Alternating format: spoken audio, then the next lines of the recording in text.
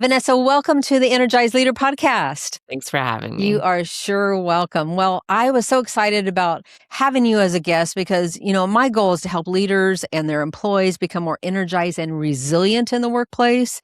And this is your lane. I mean, with your background in neuroscience, you help people that work with difficult people.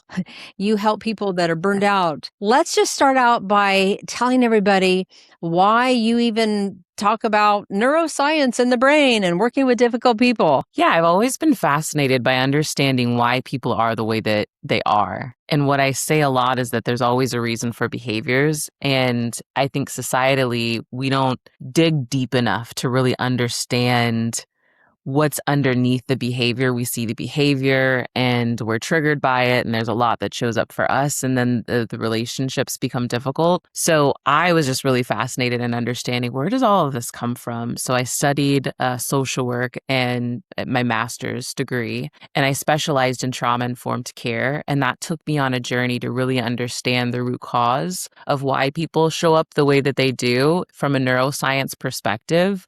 And so the last several years, I've spent time keynoting and workshopping about those topics. So can you take us back and tell us a situation where something happened to you, which is why maybe you even went into this subject? Yeah. What comes to mind is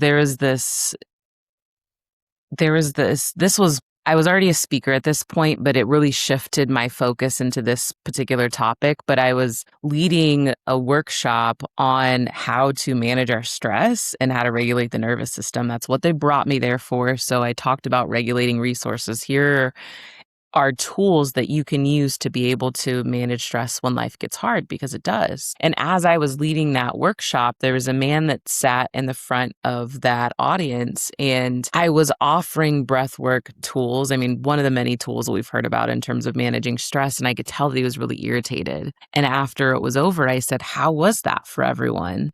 And he blurted out, "I can think of a million other effing things I can do other than this." Oh, wow. And I was like, horrified. And I've been in your workshop before. So yeah, which was incredible. And then for him to say that in front of everybody. Yes, Oh, wow. It was horrifying. And what I decided to do, though, was get curious. Instead of taking it personally, instead of making it about me and, what I could have done better or did wrong, I just said, "I'm really curious to know why you would say something like that. Tell me more." And he just said, "I don't feel safe calming down. I don't feel safe being in my center. I don't know what that's like. And I won't be ready when the shoe drops if that's the case." And it led to this wonderful conversation between the two of us in front of the audience. And also he was a leader on his team and his colleagues were there. So we were just able to unpack a ton of stuff of like, what does it feel like to work with a leader who's so dysregulated? What does it feel like to work with someone who never wants to slow down because they don't feel safe to? So that was a big turning point in terms of me really understanding that there's so much here and people don't understand it, because I think it would have been easy for the audience to just leave that workshop thinking that that guy was really rude and not seeing anything else. He was really just scared. Wow, you handled it very, very well. And then a great learning lesson came out of it. Yes, it did. Wow, that's pretty incredible. So one of your sessions is brain-based approach to transforming difficult relationships. And I truly believe one of the biggest sources of stress is when you have conflict with another person. I mean, Agreed. It consumes you, it eats you up. And, everybody has gone through that. Everybody. And so what can you offer to the people that are listening right now as to how they can actually deal with those difficult people? Yeah, the biggest reframe is to move away from seeing them as difficult in the first place and seeing them as dysregulated, because most people don't wake up in the morning and just decide, "I'm going to be difficult today." That's That's not what most people do. People are dysregulated, which means that they're out of their center. They're not regulated. They're not in control to be able to manage their emotions and how they impact other people. And that doesn't give them a pass. That doesn't excuse poor behaviors. That just allows us to have more understanding into how much deeper it goes.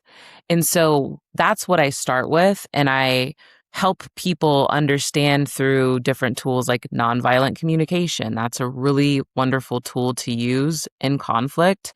Nonviolent communication is a super simple framework that gives you these simple tools to understand how to approach someone that's dysregulated. It starts with observing. So you would state exactly what you're seeing in that behavior. And then you would talk about what you feel. So Desi, you were late for work today, and I feel a little disappointed because I know that you're usually on time, but I want to understand like why the last several weeks you haven't been. And then you would go into a need. I would need to understand if there's an impediment that's showing up that I can support you with, and then I need to know that you can be on time because we have these very important clients coming. And then the fourth step is request. Here's what I request from you. And I think that gets lost in conflict. We get so caught up in how we feel or what people are doing that we don't make clear what we need or what we're requesting from them. And That's what I would you know what? recommend. It's interesting that it all goes back to communication.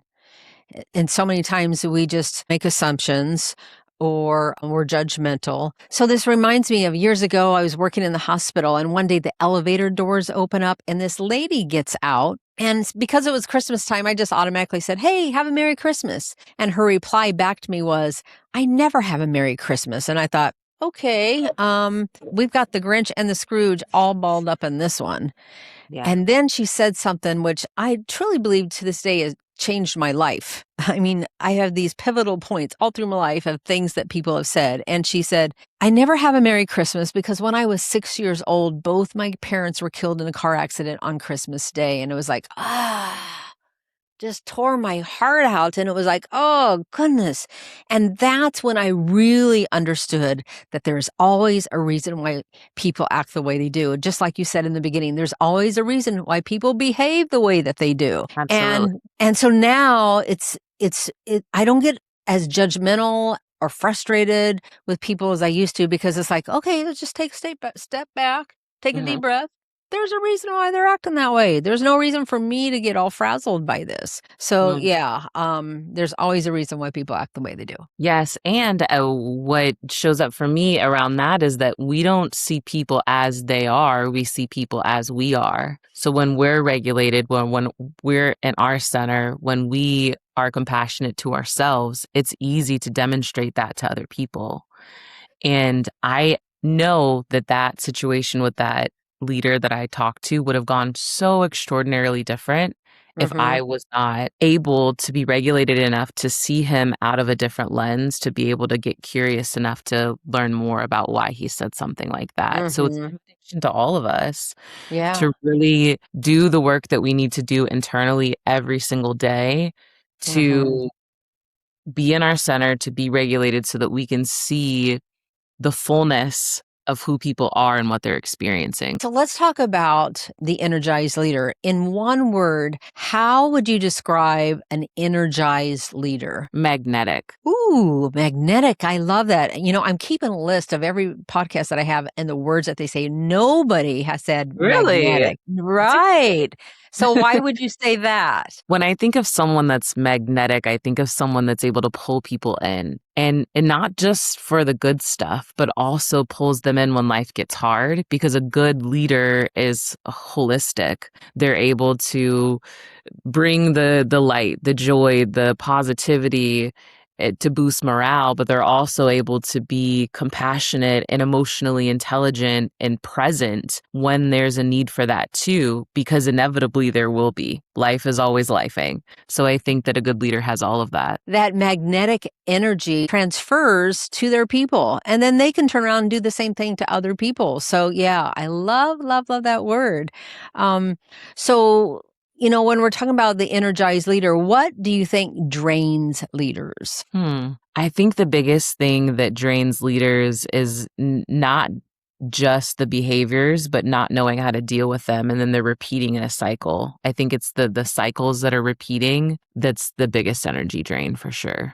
So, what are some suggestions on how, let's say, a leader halfway through the day is like, I don't even want to get through this next meeting. I don't want to go through this talk with this person that I'm going to have to talk to.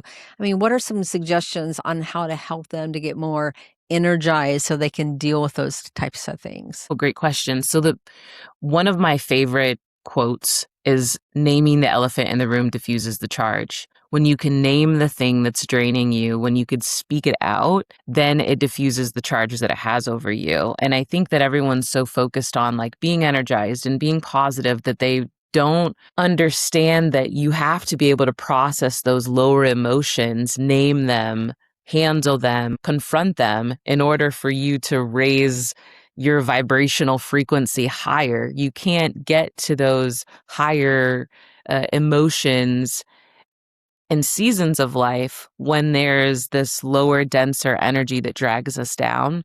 So we have to be able to name them, speak them out. And even if it's like, hey, so-and-so, I feel really challenged by this conversation. I don't even know what exactly to say, but here's what I'm observing. Here's what I'm feeling.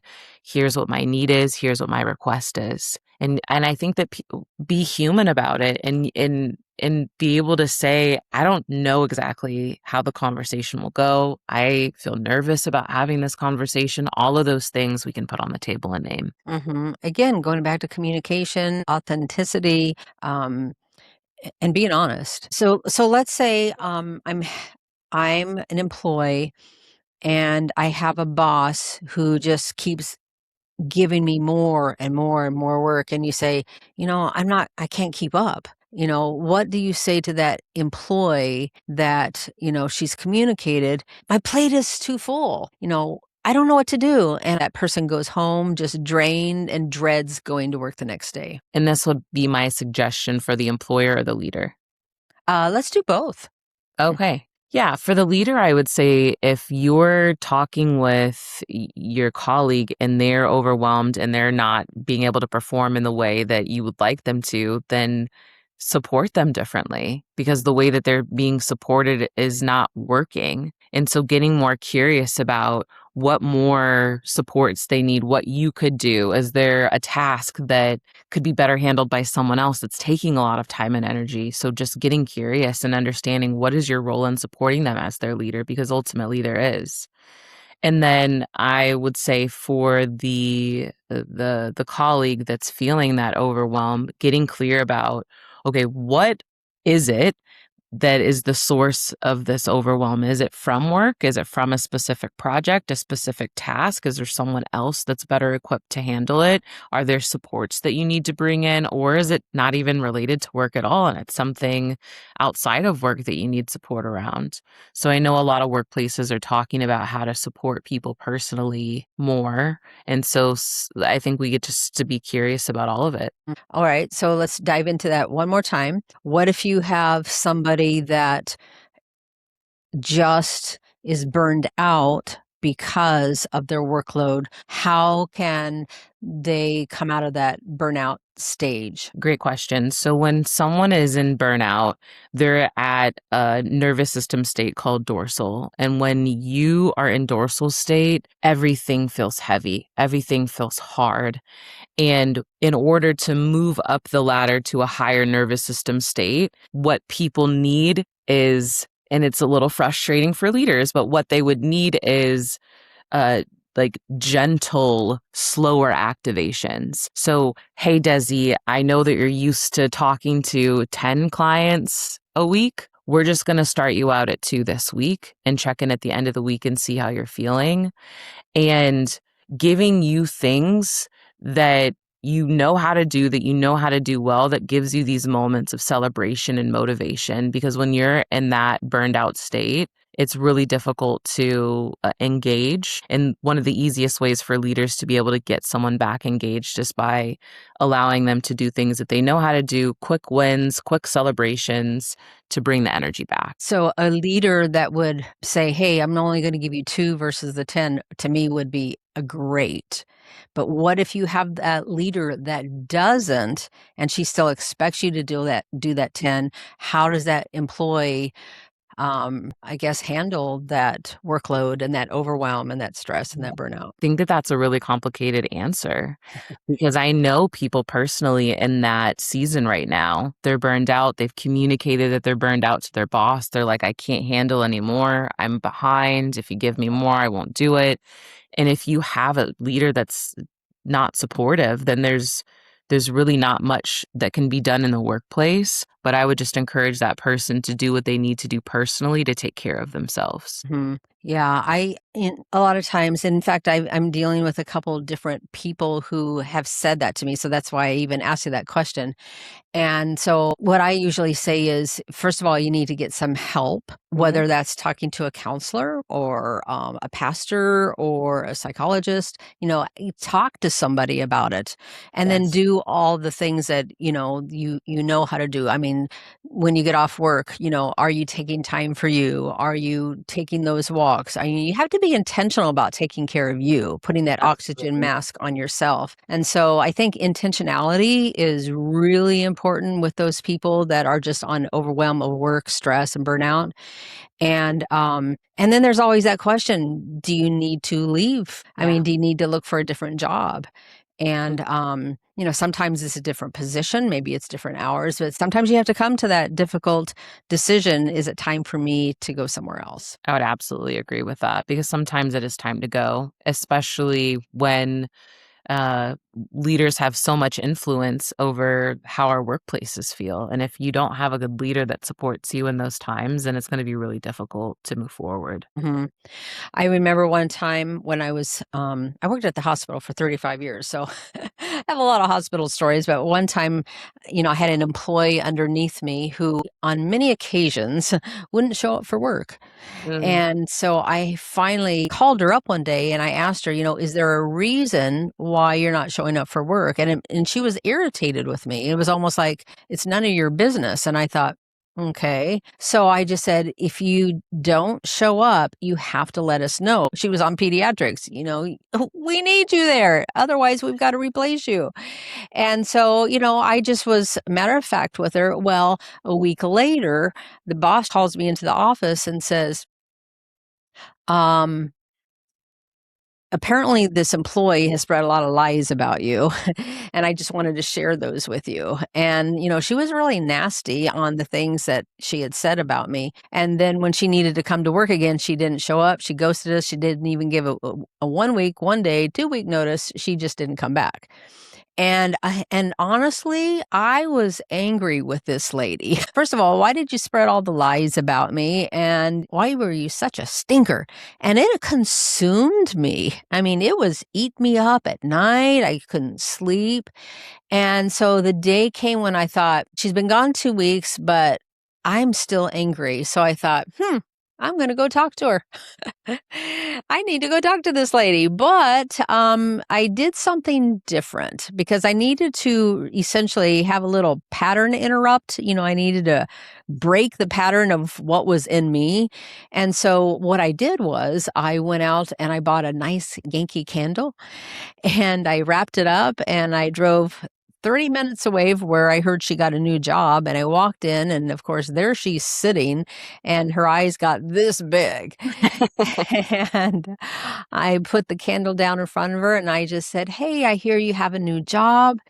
And I just wanted to say, good luck. I hope everything goes well for you. And we chatted for a little bit and I left. And Vanessa, when I walked out, it was like this huge weight had been lifted off of me Mm. because I decided I was going to do something different. I wasn't going to stay on that path or continue with that pattern of that, terrible feeling and those emotions on the inside of me. And interesting enough, I was doing a keynote at this huge event. This guy in the very back of the room, as soon as I finished telling the story, he stands up and he starts waving at me like this. And I thought, oh, did something happen? What's wrong?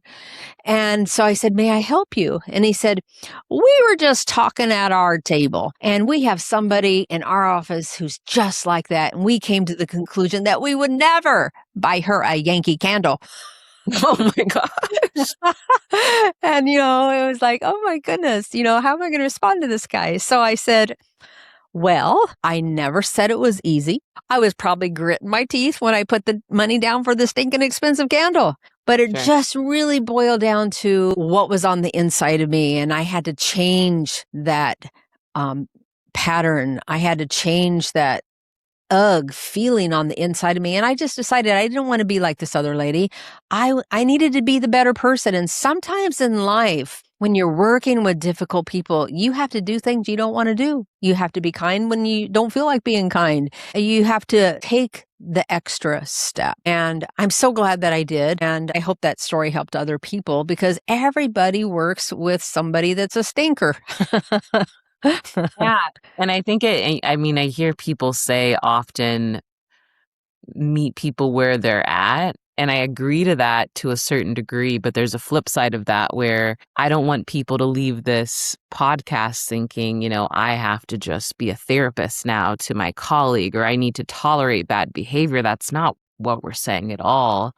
We don't necessarily want to meet them in this density or that darkness. We want to be able to hold a higher vision because we're regulated, because we're in our center, that we're able to pull people up. And if we can't, sometimes we have to let people go. Sometimes we have to give people a Yankee candy and move a candle and move on. But all of it's okay.